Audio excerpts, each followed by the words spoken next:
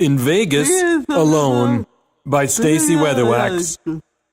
In December of 2017, iExpress broke a record for the most money made from the sale of an original artwork. It was the first Wednesday in December. Stacy Weatherwax was returning with Snell from a holiday book reading at Little Snot's daycare.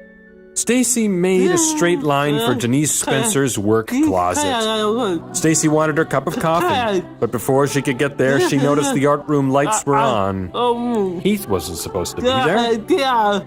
Turning into the art room, expecting to see Heath at the desk, writing his personal emails, Stacy saw a very tall man's back instead. The man stood facing the wall of art and looking carefully at all of the Brock artwork.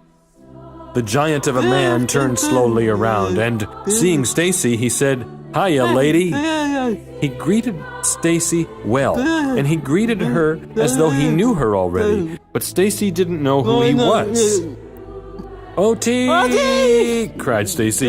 "There's a stranger in the art room." "Hold on, little lady," said the man. "You know me, don't you remember? I was at your house for dinner back in the year 2000.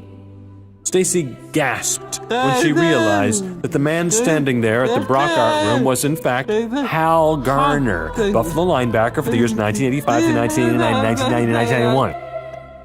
"I want to buy some artwork for my home," said Hal Garner. He took some pills from his pocket and chugged them back with a swig of Pepsi Cola. Stacy assumed a massive man would need to take vitamins throughout the day. Stacy called Alex on the Brock Art Room phone and explained that Hal Garner was at Brock looking to buy some art.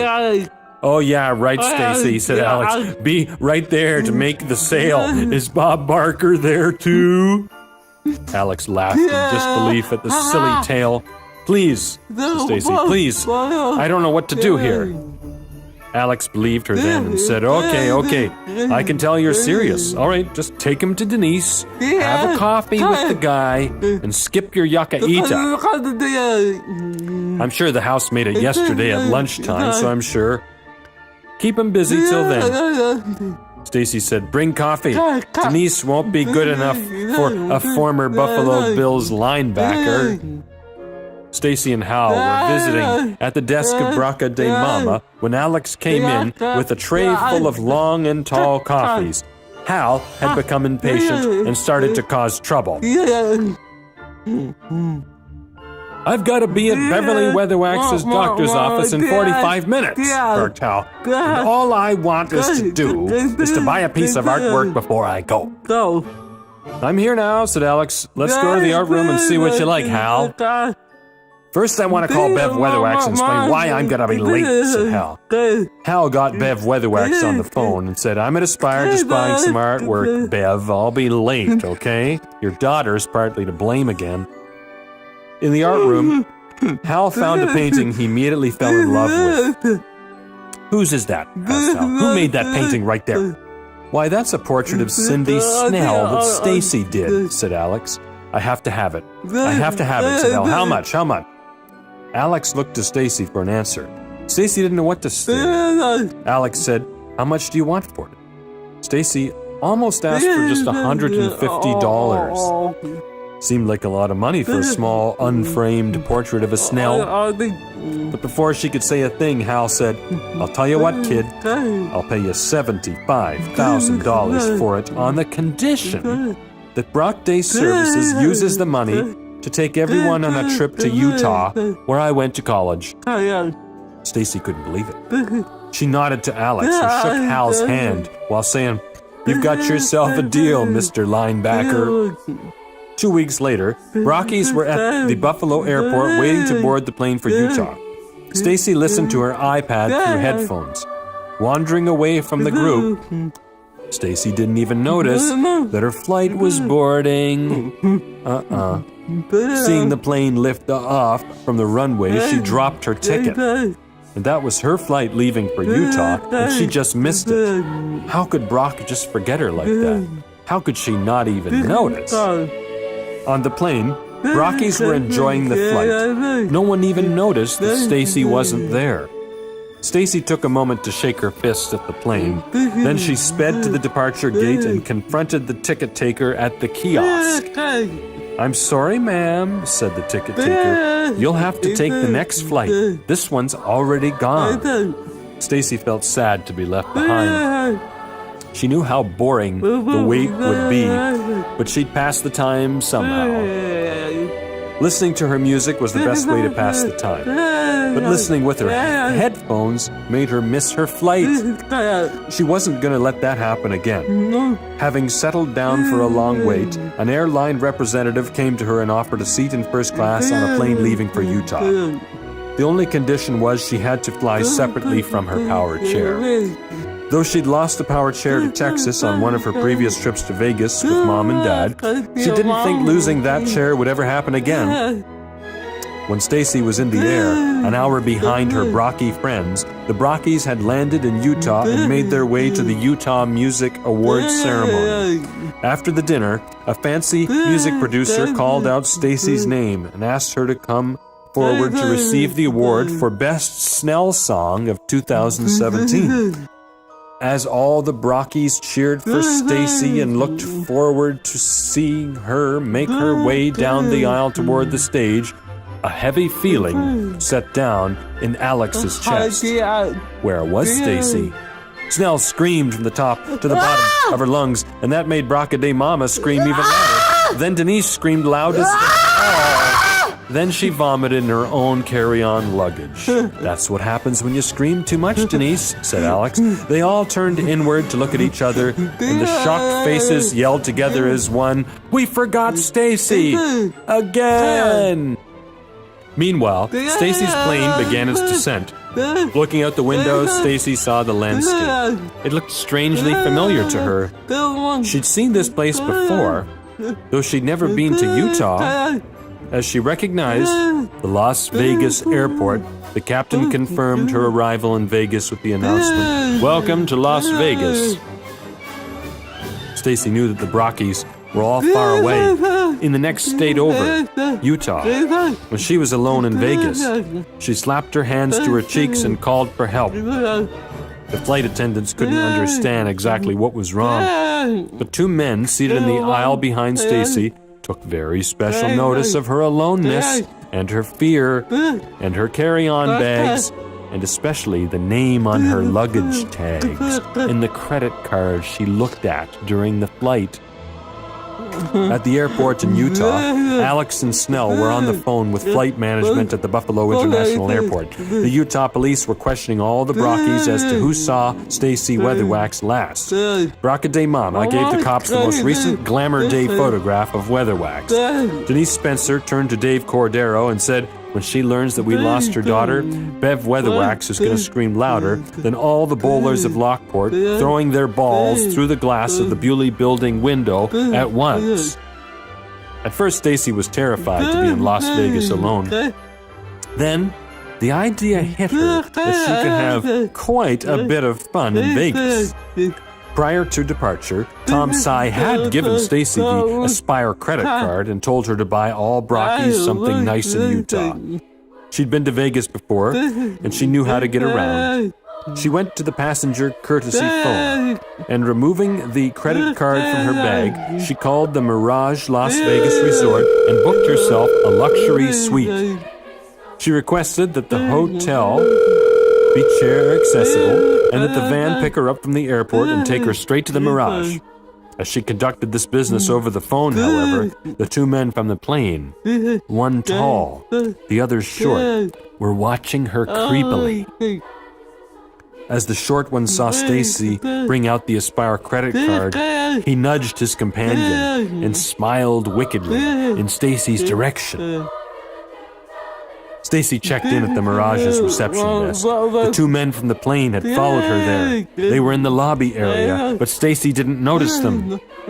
Going right past them, she went to her penthouse room, which was far larger than the entire group home she was used to living in. Settling in, she called room service and ordered all the desserts from the menu at once.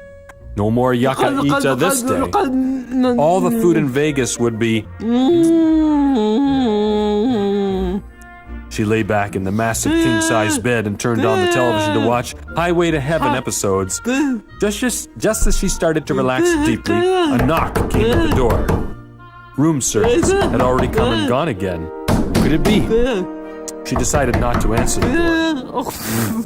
But the knocking continued, and she heard something, a tool perhaps, clicking away at the door's lock.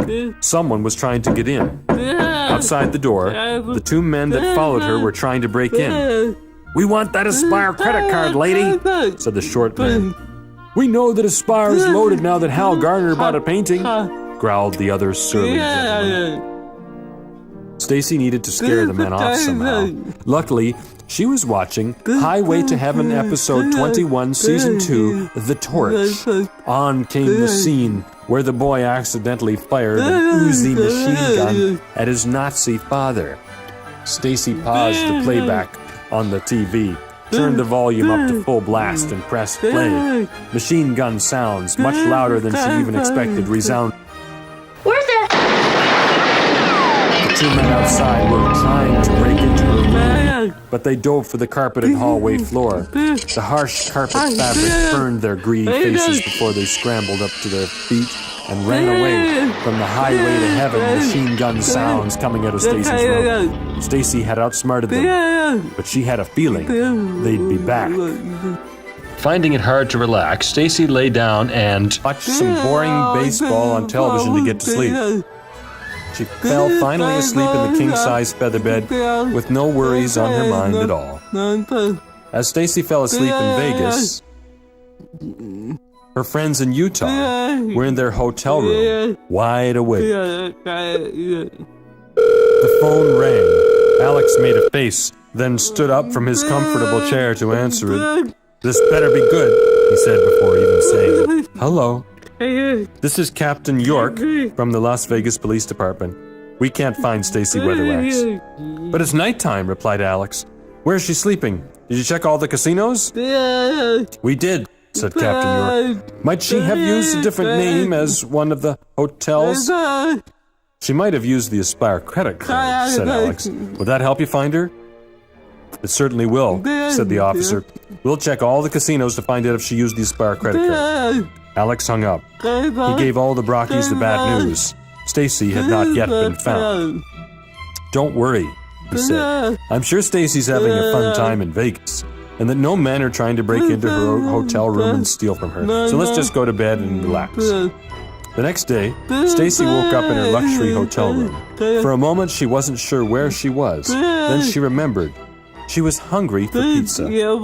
Going down to the lobby, she was greeted by the hotel manager. "Good morning," said the manager of the Mirage. "Can I help you get somewhere today?" "Yeah," said Stacy. "I want pizza.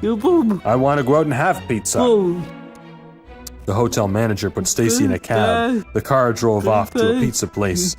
The car dropped Stacy off outside the pizza shack. She went in and had a whole pizza and a lot of pop. Coming out of the pizza shack, she breathed deeply and looked around at the city of Las Vegas. She had no idea that the two men were standing outside the pizza shack and looking for her. The short one said, "Ray, that woman fooled us good last night. We have to get her and her pretty little credit card." "Darn right, Dan," said Ray. "Look at the carpet burn on my face. It's payback time." The men walked boldly up behind Stacy. Ray put his hand on Stacy's shoulder and he said, "Hey, a kid, remember us?" Stacy turned and knew right away that these were the men who tried to get into her room last night, the same ones that watched her in the hotel lobby. Stacy screamed and instinctively backed up her chair into the attacking men. Running over Dan's foot, pushing Ray to the ground, she beeped her horn as loud as she could, sped forward, running over Dan's other foot, shooting dirt and gravel into the eyes of Ray on the ground behind her. Speeding away in the direction of the hotel, Stacy looked back for an instant and saw Ray and Dan struggling to get up and go after her. She mostly noticed their teeth, snarling, angry teeth they had, teeth stained the color of an old car tire. "We're gonna get you killed," said the man with two flat feet. "Nobody gets away from Ray and Dan." Stacy turned the corner, risked another look back. Dan and Ray were far behind, no longer in sight. She had to get back to the hotel room, where she'd be safe. In the lobby of the Mirage, she was greeted again by the hotel manager. "Hello, ma'am," said the creepy manager. "Could you please come to the desk and show me your credit card? The police department called looking for someone using an Aspire credit card, and I recalled you having one." "No, I don't have a credit card," says Stacy. "I paid with cash." "But ma'am, we have a receipt that says you paid for your room using a credit card named after Aspire of Western New York." "Good," said Stacy. "Then I'll be on my way." She bolted for the elevator, pressed the button to take her to the top floor. Frozen for a moment in disbelief, the hotel manager ran after her. The elevator doors closed. Stacy ascended to the top floor. Back in her room, she locked the door and turned on the television set. She found Highway to Heaven, episode 4 of season 3, and paused at a segment. A knock came to the door.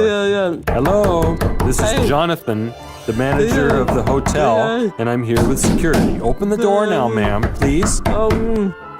Stacy turned the set volume up to maximum and pressed the play button. "I'm on vacation," yelled Victor French.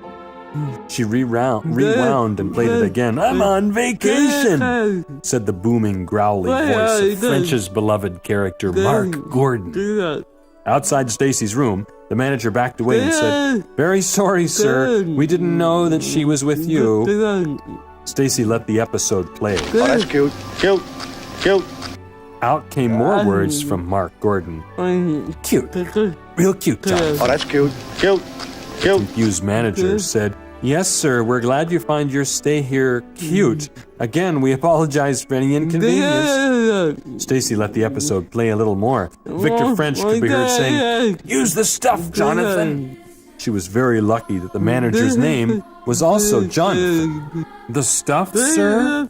asked the confused manager. "Oh, I know what you mean. Yes, we'll send room service right up with more stuff for you. No charge at all, sir." Though Stacy had outwitted them temporarily, Jonathan became suspicious again. He called the police department to get the telephone number of the people that had called on to search for Stacy. "Hello, is this Alex?" asked the creepy manager. "All day," said Alex. "What's up?" "I believe your friend here at the Mirage Hotel. She's here. When I asked to see her credit card, however, she sped away very naughtily." "They found her," said Alex, to the group of Brockies gathered around the phone. "She seems to have a man staying with her, a man who sounds a lot like that bearded guy from the Highway to Heaven series," said the manager. "A man? Maybe her brother Scott is with her. Is that possible?" "What would you like me to do, sir?" asked the manager. "Just let her stay in the room for now, and we will all be there in the next few hours to get her," said Alex. "Thanks for letting us know." Alex hung up the phone and announced to the Brockies, "Pack your things, everybody. We know where Stacy is. We're driving to Vegas now." Alex hung up. Announced to all the Brockies, "Pack your things, everybody. We know where Stacy is. We're driving to Vegas. Come on." Snell cheered. She gave high fives all around the room. Vegas was way more fun than Utah. Back in her hotel room, Stacy was getting bored again. She knew her Brock friends would arrive in the next few hours, and despite the attempted break-in and the mugging and constant harassment from hotel management, Stacy had had a good time on her own. Never had she been alone in such an exotic location as Las Vegas. She had a few more hours to enjoy on her own, and so she snuck out of the hotel to look at the holiday lights of the Vegas night. Halfway up the shining street, she was grateful for all that had happened, and she was looking forward to having her Brock friends join her there in Vegas. She no longer wanted to be alone. Just then, she felt hands pulling at her top. "It's us again, kid," said Ray. "You're gonna wish you never left that Niagara Falls-based cardboard box factory," said the black-toothed Dan. Stacy raised her fist, brought it square to the center of Dan's nose. She felt cartilage crack under her fist. Blood poured out of the robber's nose, and his sultry tongue poked through the space left behind by his knocked-out tooth. "You broke my tooth!" yelled the agonizing Dan. "You broke it!" Ray forced the neck of a beer bottle into Stacy's mouth. He poured the yucca liquid into her, and having never swallowed as much as a mouthful of beer before, Stacy fell instantly into a drunken stupor. Then Dan, taking control of her power chair, wheeled her into their van. The van sped off to their secret hideout. Stacy awoke briefly in the van. She worried that her friends would never find her. They knew which hotel room she was in, but they would have no idea where these strange men were taking her. Stacy didn't even know where she was being taken. How could her friends know? What do you mean you don't know where she is? Asked Snell to the hotel manager. Stacy was safe here in the hotel. We called 5 hours ago. She was here, ma'am, yes, replied the manager. But she, kind of snuck out on her own, and no one saw where she went. What the hell? Said Alex. What kind of a place are you running? Is this a 5-star hotel or a cardboard box factory full of mice? Come on. There's no need to get angry, sir, replied the manager. I'm sure she's fine. Las Vegas is a very safe city, you know. Cindy Snell, commanded Alex. You take a crew of Brock trackers out into the city to find Stacy. We'll stay here in case she comes back to the hotel. Cindy and her Snell crew went into the night and began the search. Meanwhile, Stacy was waking up in her new prison. The robbers had locked her in a large restaurant freezer. Cold, said Stacy, wearing nothing but her gray sweatpants and a purple t-shirt. I sure could go for a hot coffee about now, said Stacy. Kid, the only thing you're gonna get is a block of ice, said Ray. Dan laughed at the freezing leather wax. They closed the freezer door and yelled to Stacy inside. Just give us the Aspire credit card and we'll let you go. Stacy had the credit card hidden in her purse. Dan and Ray didn't think to look there at all, and she would not give that credit card to those men. She might let them think they were going to get the Aspire credit card, but not just yet. She had a plan. No, she said. No! All right, lady. Suit yourself. I hope you brought a sweater. Said the mean men on the other side of the door. Stacy heard their footsteps fading away into the space that she assumed was the abandoned restaurant. Stacy knew she had a friend to help her. Jonathan Smith from Highway to Heaven owed her a favor. At midnight in a meat freezer with an abandoned restaurant in Vegas, Stacy closed her eyes and used her imagination to call for help from Jonathan the Angel Smith. In her mind, she concentrated very hard and she said, Jonathan, I need your stuff. Help me out of this freezer, Jonathan. Stacy concentrated even harder, and after a few moments of this concentrating, and though she was shivering in the sub-zero temperatures, she saw the form of Jonathan Smith appear in the meat locker. She wore his brown leather jacket with the collar stiffed up, and his hands were in his pockets. He smiled the way he was famous for. After he appeared fully, Stacy said, Jonathan, I need your help out of this freezer. And I need to teach these robbers a lesson. Jonathan smiled and said, okay. I'll get the door open. But then I'll need your help to set the traps. Are you any good at making hot coffee? Jonathan had been watching over Stacy for many years, and he knew that she was good at making coffee, and even better at drinking it. Stacy smiled in response, and she said, yeah, because she knew that Jonathan already knew. The freezer door creaked open. Stacy and Jonathan went into the warm air of the abandoned restaurant outside the freezer door. Stacy felt instant relief in the Vegas heat, and while Jonathan hoisted heavy blocks of ice up to the building rafters, Stacy boiled 3 pots full of coffee. Some of that coffee she drank to warm up more and get buzzed on caffeine for the upcoming showdown with the robbers. Jonathan and Stacy worked as quietly as they could so as not to make the men come back too soon. Stacy noticed that one of the entrance doors was very close to the stove. She opened the door, and its knob hovered perfectly over the stove's element. She turned the ignition switch on. The hot flame heated the doorknob until it glared bright red. Jonathan tampered with the toilet tank, and though Stacy didn't know exactly why, she had a feeling she'd find out soon enough. They were ready then for the men. Stacy called out, "Hey, losers, I've got that credit card you want. It's all ready for you." In the restaurant's dining area, Ray and Dan heard Stacy's voice. They looked to each other in shock. "Hey, what gives?" said Dan. "Sounds like she got out of the freezer," said Ray. From their seats, they stood up all too quickly and collided heads. Though Stacy didn't even see them, she heard them and laughed aloud at their heads knocking together. Now the men were really mad. Dan reached for the doorknob. Before he even felt the burn, he smelled his own palm cooking. Then the pain shot up his arm. He could barely pull his hand away, as it had melted onto the knob. Ray had to pull him off, and the screaming Dan fell down on his friend. As Dan fell back, the door opened with him. Ray rushed in, and from the level above Stacy, she poured the 3 pots of hot coffee on Ray. The few hairs on his head caught fire. His face looked red as a lobster shell. He screamed and ran for the nearby toilet.